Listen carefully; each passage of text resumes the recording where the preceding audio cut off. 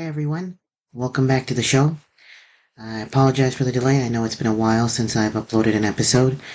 I've just been trying to catch up with my training, and in this episode, I just got a chance to have a quick chat with Klaus. I met him about 2 years ago when Swiss space tourism was still growing, and the organization has expanded quite significantly now.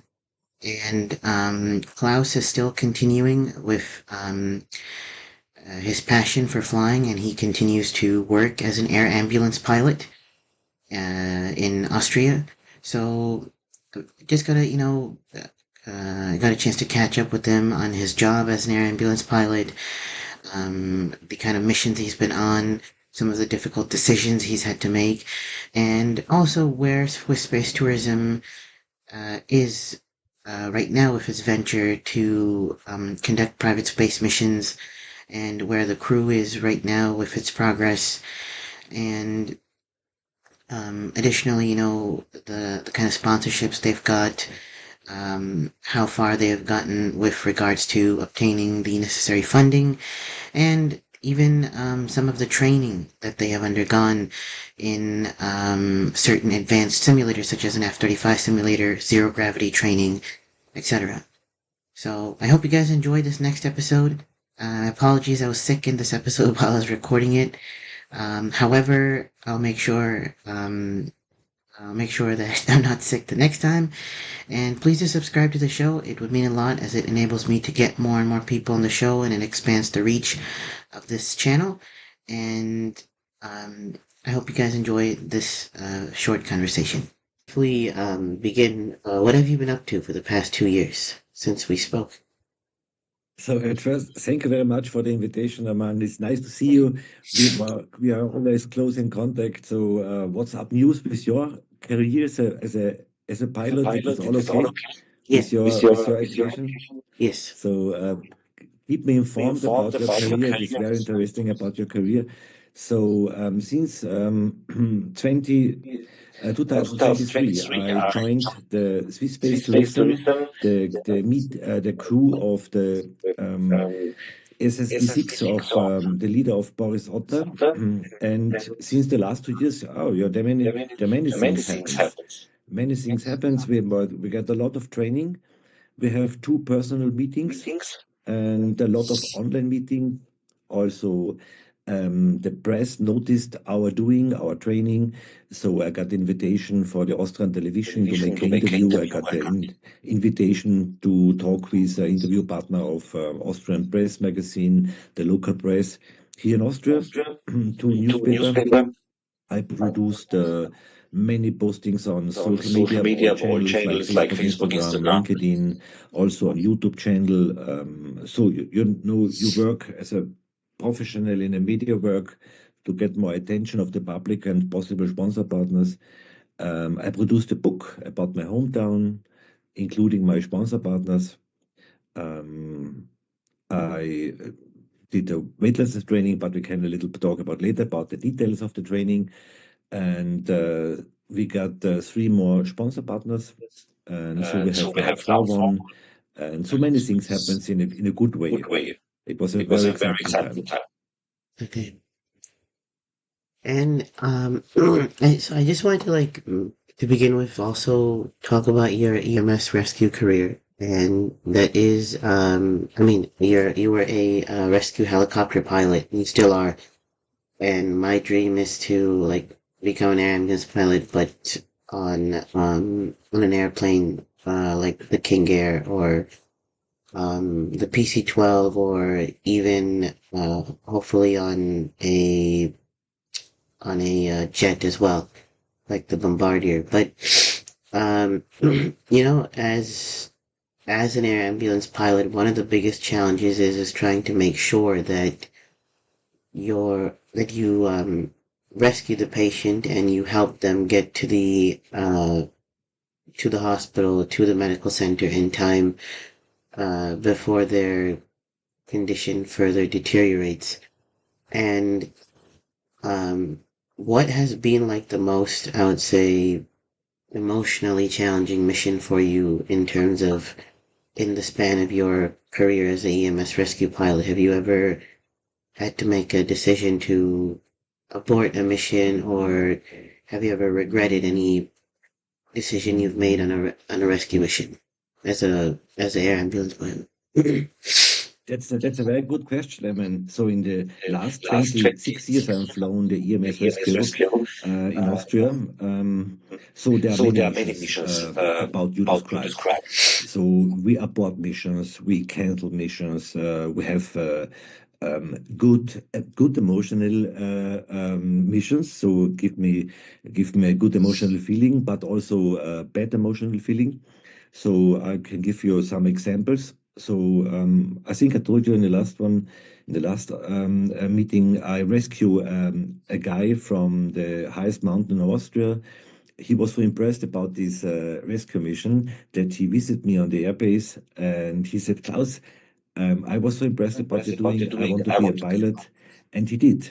So a few years later, I got a letter of him from Honolulu. He got his pilot license, a commercial helicopter pilot license, also his flight instructor license, and he works as a pilot in US, in Canada, also on the ocean to observe the fishing industry. Also, he worked in Dubai, and finally, he now is also a rescue pilot in Italy, in South Tyrol. This is a part of Italy on an Eurocopter 145. So, I congratulate him to him. It is very successful. This was a good feeling, a good emotion. I think about it every year. Often I talk about in interviews and so on. But there are also other emotions, feelings like was on a car accident, a young girl is to life and death. My crew is working in a CPR loop. This is a reanimation situation, but the girl is left, is gone, is died, and I was at the moment when the doctor says to her mom.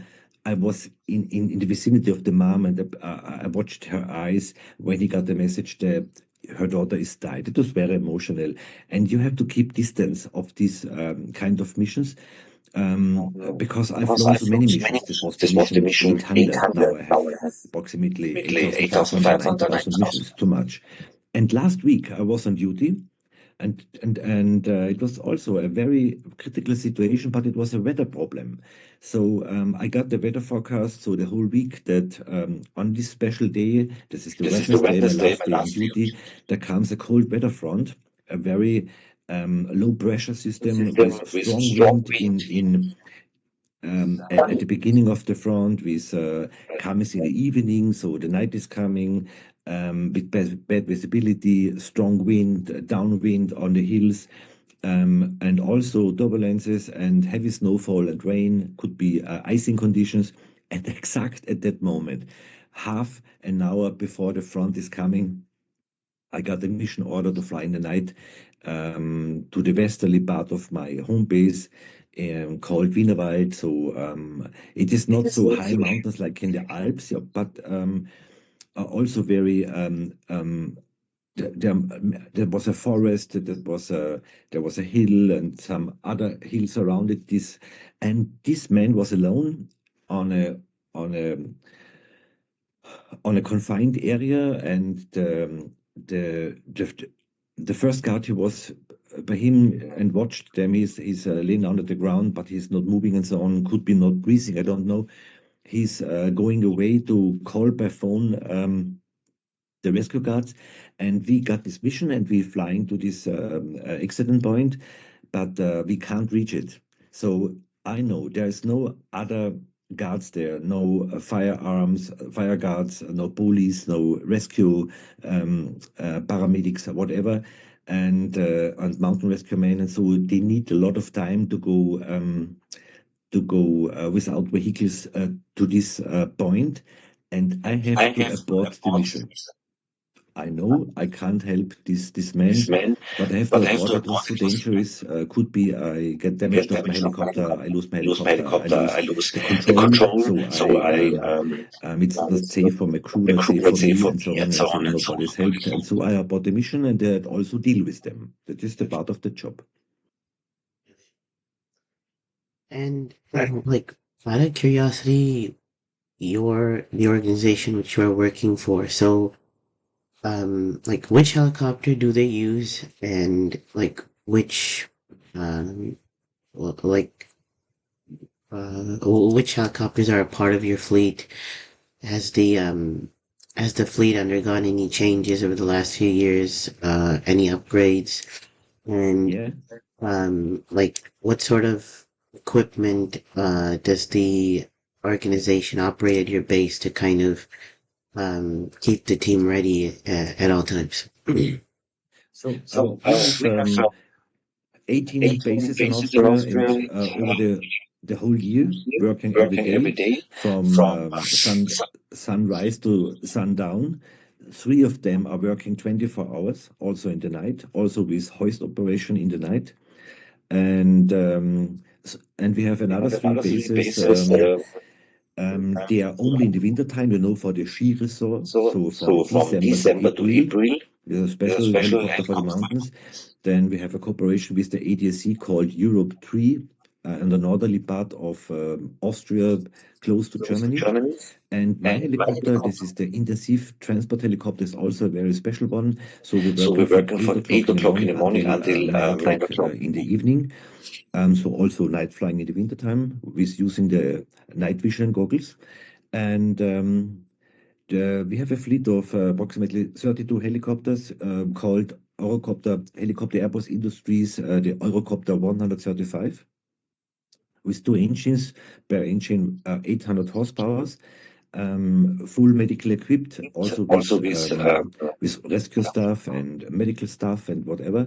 And we have 3 types of cockpits now, because the fleet is now 26 years old, and so we have bought some new helicopters, and we have an old one. The old one get sold now to the industry, and we have a letter of intent of our CEOs to buy 10 new one, and the new one is the H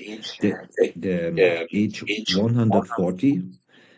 This is a brand new helicopter, a rebuilt, a little bit a modern version of the 135, a little bit more space, 5-blade rotor system, and 5 new helicopters. And all the new helicopters are equipped with the very wonderful avionic version of the helionics cockpit. For this reason, we pilots get the diversion training about 1 week. A lot of stuff to learn. So 800 letters, flight manual, and also simulator training, and check flights.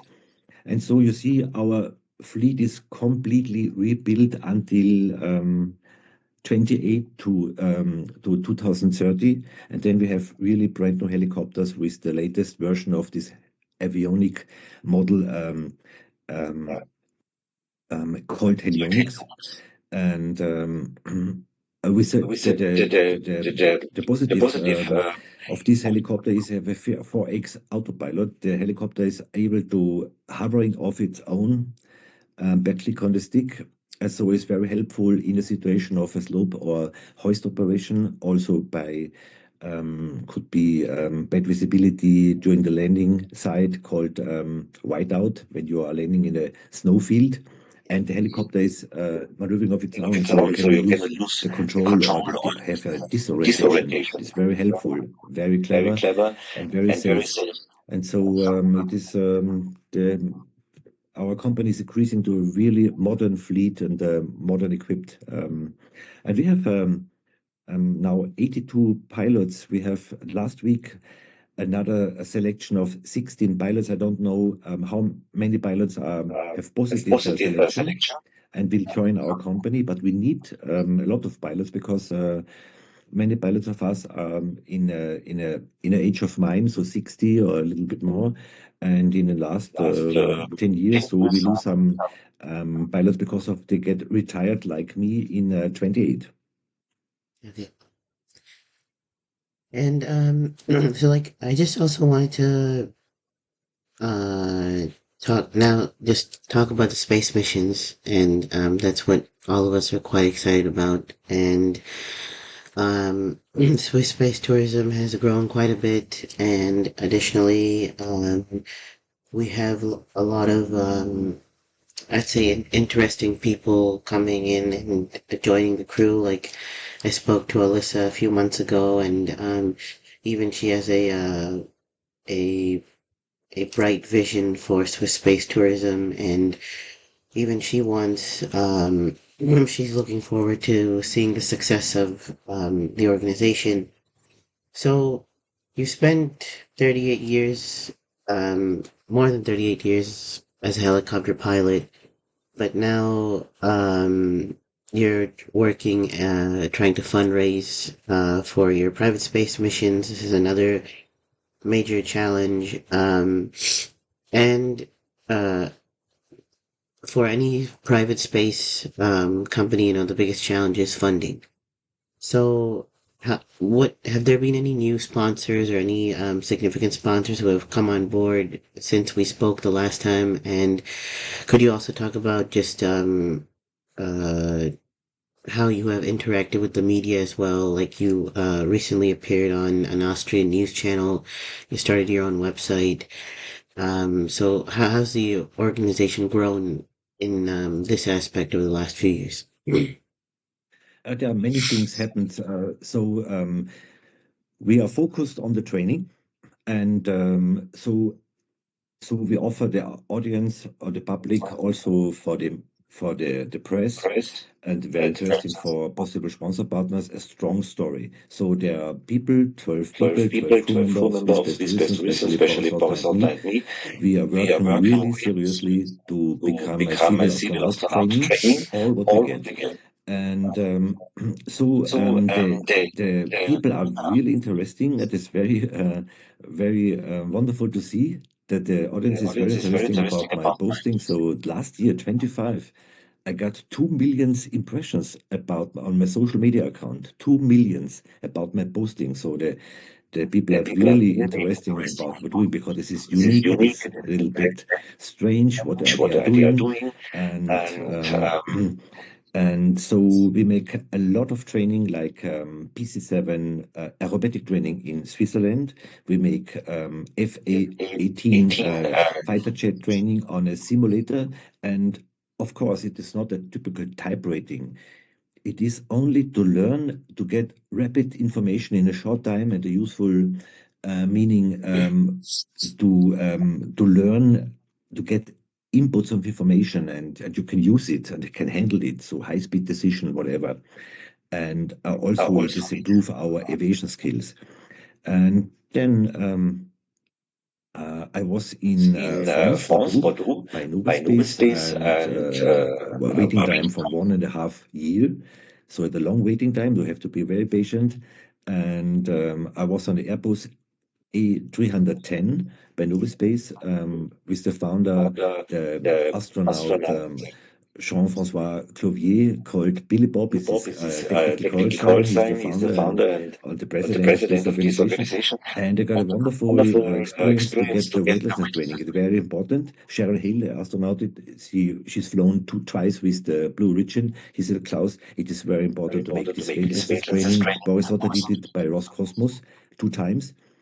And so I got the impression of 16 parabolic flights. The first one was the Mars gravity. So the second one was the moon gravity. So got a little bit of feeling experience what means weightlessness. And the other 14 was zero gravity.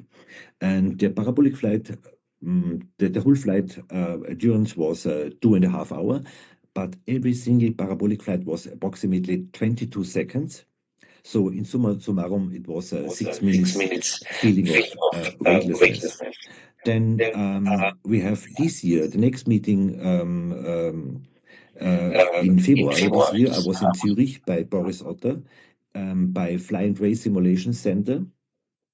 And that's the next point of our sponsoring.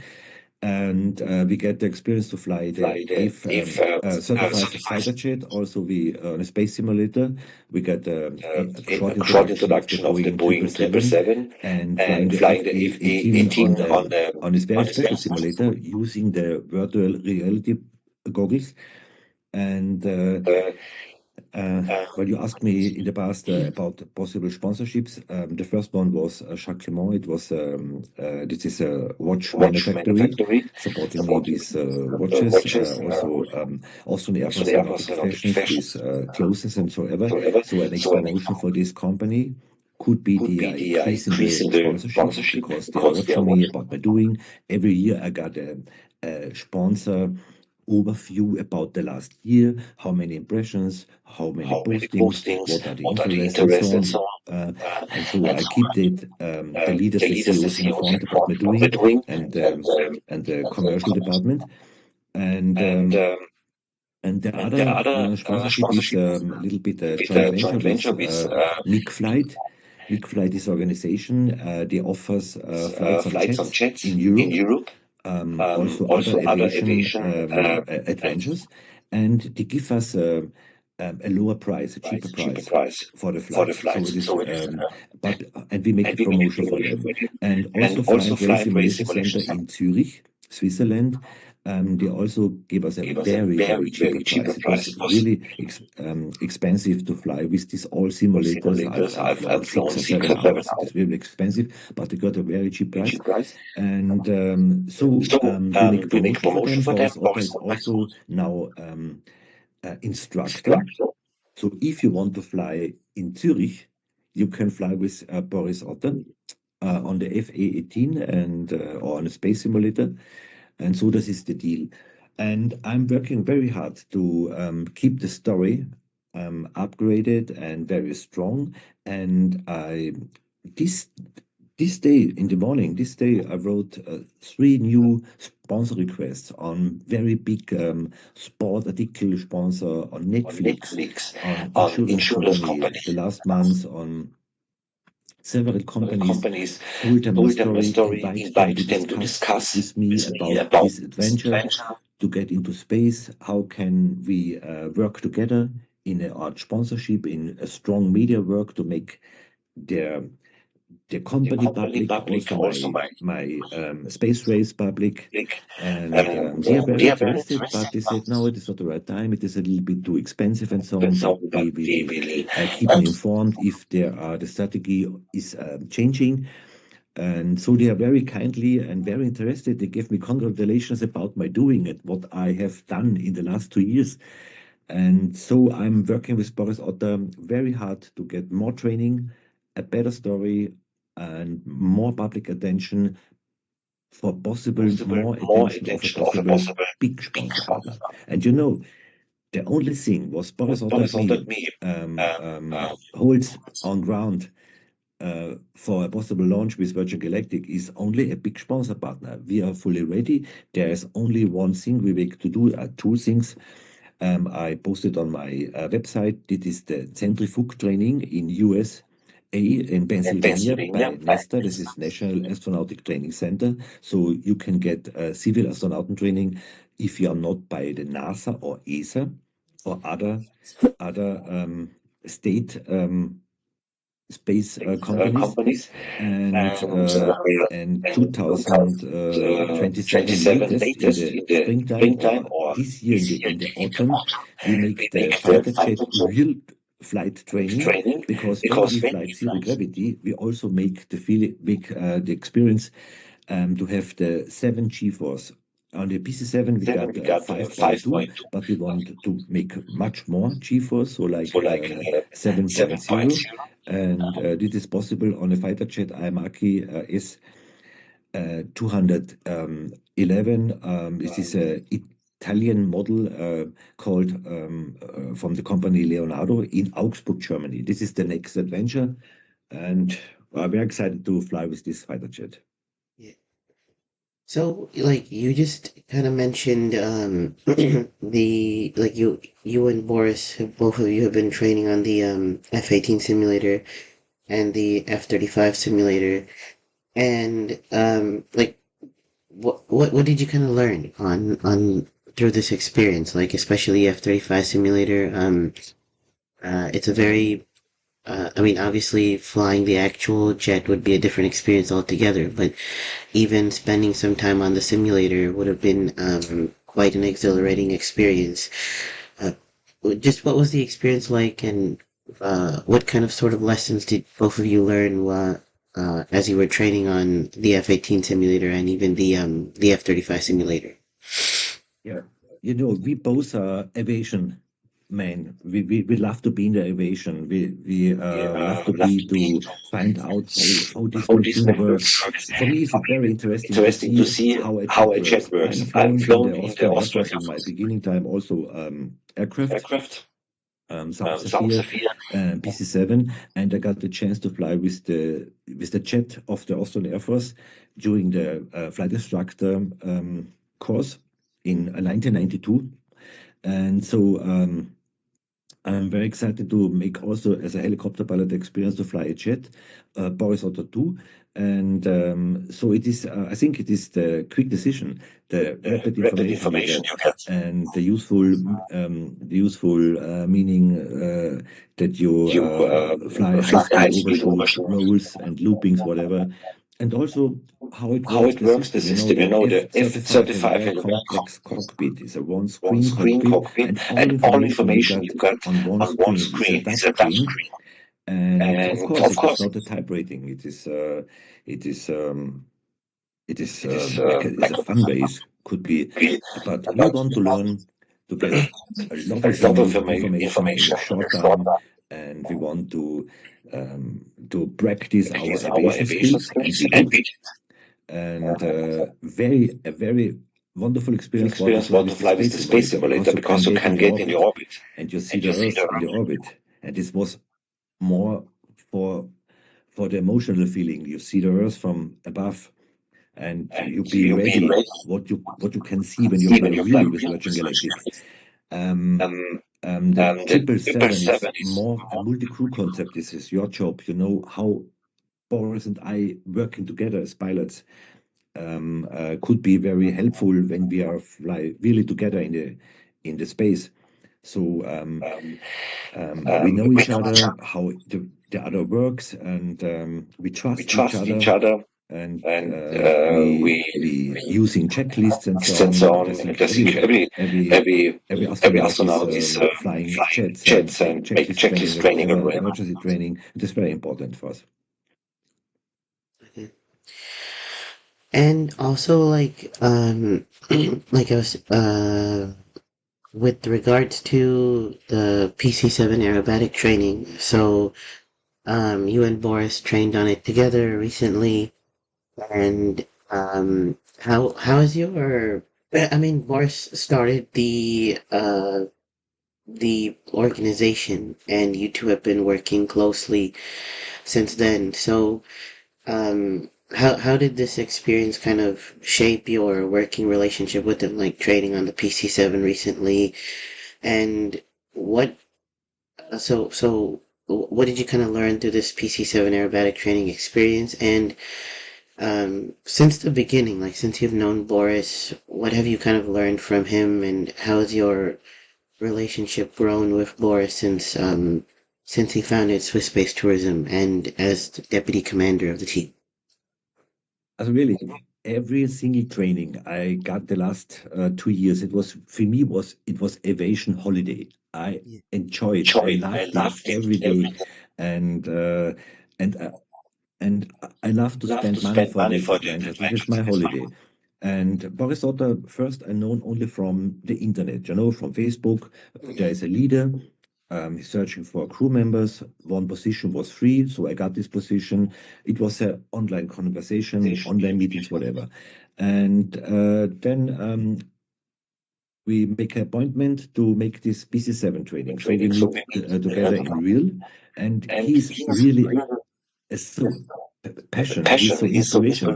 He gives me the inspiration. He gives me the motivation to work very hard on this project because of his leadership. He's really a great leader because he gives me force to don't give up. We give our motivation each other, and so in Switzerland, in Lausanne, when we have flown the BC7, we have another guy, a friend of him. He's the acrobatic training pilot. He's an EasyJet pilot in the profession, flies jet like you will did in the future, and yeah, we make a briefing and. He shows us the aerobatic procedure. So we make a roll left, a roll right, then he flown, I flown, then we make a looping, he flown, I flown, and then we make the inverted roll and other wonderful acrobatic maneuvers. And we Boris and I, we are filming each other. We're sharing our video and photo material, and so we're becoming close friends. We are really friends now, and it's very helpful. And I think with Boris Otter, we will make this program until 2035, so for the next 10 years, because his first idea was 2007. 2028. It is too short, because the next 2 years, Virgin Galactic and Blue Origin make a launch stop because of Virgin Galactic is rebuilding the Spaceship One to the Spaceship Two. Spaceship One have two pilots with four passengers, and Spaceship Two have now 6 passengers. And so they rebuilt him with the relaunch at 28, also Blue Origin. They are more focused on the mission to the moon because they want also a contract like SpaceX or Boeing or NASA, whatever.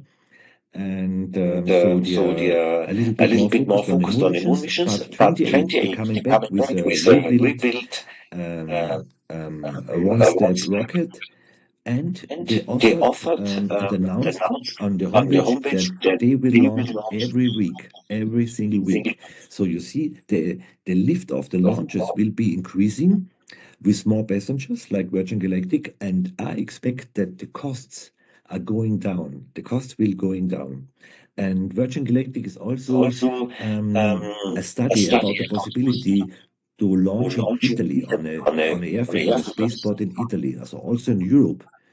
Could be the offered 28, 29, 2030, also the possibility to make a launch into space from Europe. It was for me, this is a wonderful, and for Boris Otter, a wonderful chance to fly.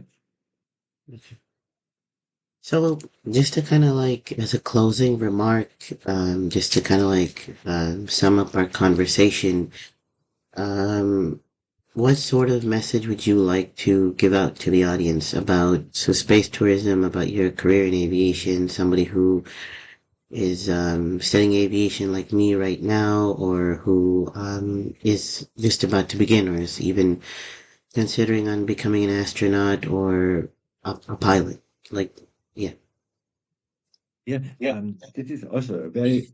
This question I get very often from my audience because I make presentations on schools, also on airfields, and I got the invitation of our simulator center, the school called Roter Sky, to make a presentation. I have many presentations full ready, wonderful presentations about military time, EMS rescue, also the space mission.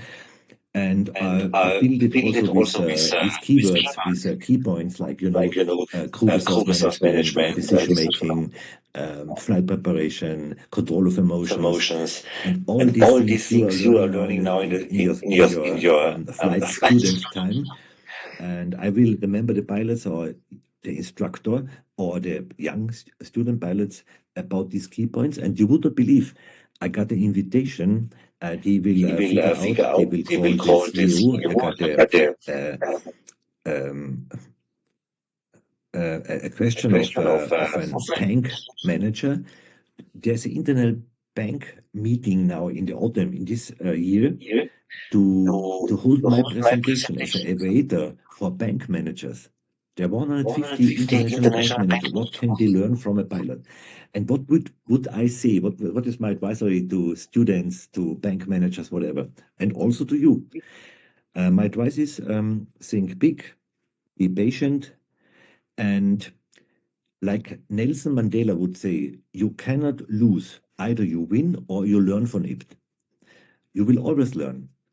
There, only when you are not starting your project, this is for me giving up.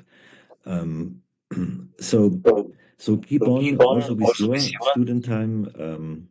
You cannot lose also in your position out because you will either you will win or you will mainly learn from it. And the last 2 years, I learned so much from Boris Otter from Swiss Space Tourism about my personality, about media work, how to build a homepage, how to fly simulator F-18, F-35, how to fly acrobatic training, researching about space and aviation, how to write sponsor requests, whatever, how to give interviews, also in the television, how to make a book and published it. So I learned so many things the last 2 years, much more as the last 20 years, I think. Okay. Um, yeah, thank you so much, Klaus, for coming on the podcast again. I had a good time just talking to you about the progress you've made, what you've been up to for the last 2 years. And yeah, I hope to publish this on the channel very soon and then continue to work with you and Boris and learn more about Swiss space tourism's venture and growth in the future.